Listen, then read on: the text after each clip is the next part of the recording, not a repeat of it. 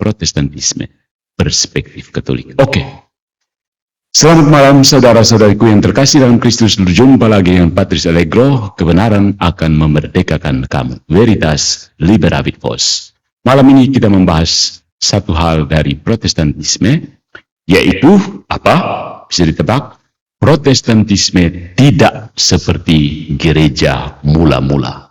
Sorry to say ya. Protestan sering membayangkan bahwa komunitas Kristen khusus mereka itu sangat mirip dengan gereja mula-mula. Satu hal yang mereka yakini adalah bahwa komunitas mereka lebih seperti gereja mula-mula daripada gereja Katolik saat ini. Apa ya? Ada alasan untuk reformasi Protestan, bukan? Menurut mereka, tentu saja ada banyak alasan manusiawi bagi gerakan Protestan untuk menyebar. Termasuk fakta bahwa para pemimpin politik dan pangeran yang haus kekuasaan sangat senang mendapatkan otonomi dari paus. Bahasa Latin bukan lagi bahasa rakyat, dan ini menciptakan permintaan untuk layanan dalam bahasa sehari-hari, dan beberapa imam menginginkan kesempatan untuk menikah. Penyalahgunaan indulgensi dan para imam dan uskup yang korup juga menciptakan tuntutan untuk reformasi. Semua ini mengarah pada Konsili Trente pada pertengahan 1500-an bagi mereka yang tetap bersekutu dengan gereja, sementara berbagai Protestan memutuskan persekutuan, bla bla bla bla, yang mengarah pada pertanyaan yang tak terelakkan. Siapa yang sekarang akan menjadi otoritas dalam masalah iman bagi mereka yang sudah keluar dari gereja?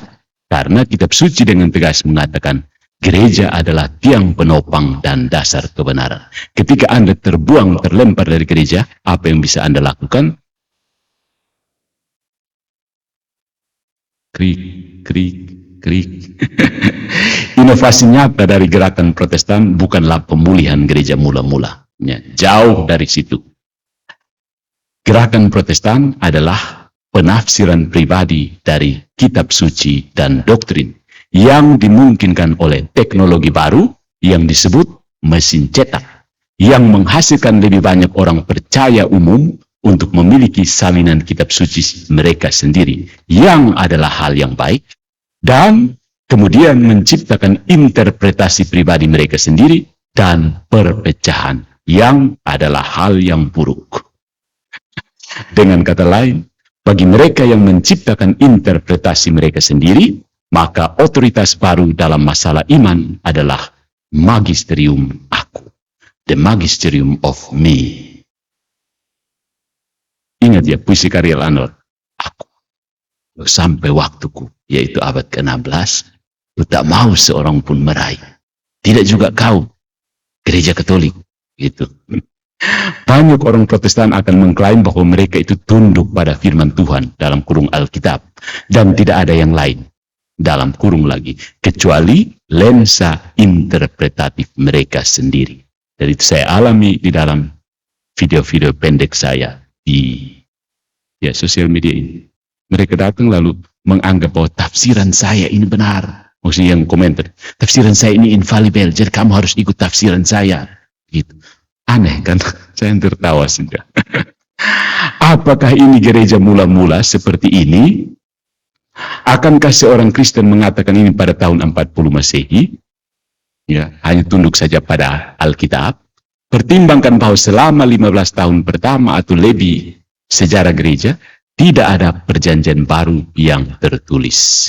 Atau bahwa 27 kitab perjanjian baru yang tepat tidak pernah didaftarkan oleh Bapak Gereja manapun sebagai kanon sampai tahun 367 Masehi.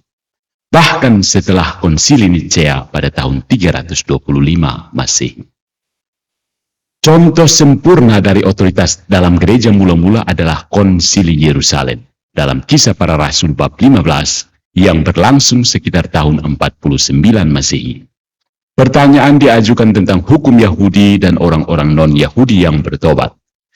Para pemimpin gereja yang diberkahi dengan otoritas pengajaran Tuhan, sebagaimana tercatat dalam Lukas bab 10 ayat 16, dapat mengeluarkan jawaban yang mengikat untuk dipegang oleh semua orang yang beriman.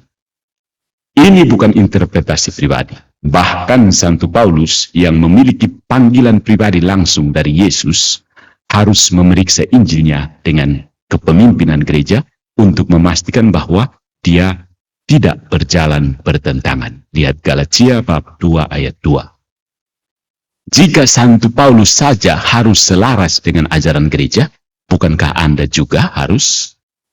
Begitulah gereja mula-mula. Itulah gereja Katolik saat ini dan telah terjadi sejak pendiriannya pada Matius 16 ayat 18. Penafsiran pribadi yang merupakan dasar Protestan tidak dapat ditemukan. Ya. Bayangkan bahwa kita berada dalam sekelompok orang yang mendengarkan Yesus mengajar kita. Ini benar-benar terjadi sekarang ini. Apakah kita semua terikat untuk mempercayai hal-hal yang persis sama seperti yang telah dia ajarkan kepada mereka? Ya, tentu saja. Dan inilah tepatnya mengapa gereja berpegang pada fakta kesatuan dalam doktrin dan bukan interpretasi pribadi. Mau itu Luther, Calvin, Zwingli, siapakah. Itu selalu ada dan dimulai secara harafiah dengan doktrin Tuhan sendiri. Jadi, usul saya, Protestan sebaiknya mempertimbangkan Dei Verbum dari Vatikan Kedua. Ya, orang-orang Protestan banyak yang baca Konsili Vatikan Kedua dan memuji Konsili Vatikan Kedua, bukan? Oke, Konsili Ekumenis Gereja yang terbaru itu mengatakan seperti ini. Tetapi, untuk menjaga Injil selamanya utuh dan hidup di dalam gereja, para rasul meninggalkan uskup sebagai penerus mereka, menyerahkan tanda petik kepada mereka otoritas untuk mengajar di tempat mereka sendiri. Oleh karena itu, tradisi suci ini dan kitab suci dari Perjanjian Lama dan Perjanjian Baru adalah seperti cermin di mana gereja peziarah di bumi memandang Allah yang darinya dia telah menerima segalanya, sampai dia akhirnya dibawa untuk melihat dia apa adanya, berhadapan muka. Lihat 1 Yohanes bab 3 ayat 2. Jadi bagaimana pendapat Anda? Silahkan beri komentar. Jadi kesalahan Protestan itu bukan memberikan kitab suci kepada masyarakat awam. Bukan, itu tidak salah, itu cukup bagus. Kesalahannya adalah Protestan meninggalkan orang-orang awam itu membaca kitab suci dengan tafsiran pribadi sendiri. Maka terjadilah 60.000 dan terus berkembang. Tidak terkendali. Semua orang hidup dengan halusinasinya tentang Tuhan Yesus Kristus. Good job. Protestantisme. Sekali lagi, Protestantisme ya, bukan orang Protestan.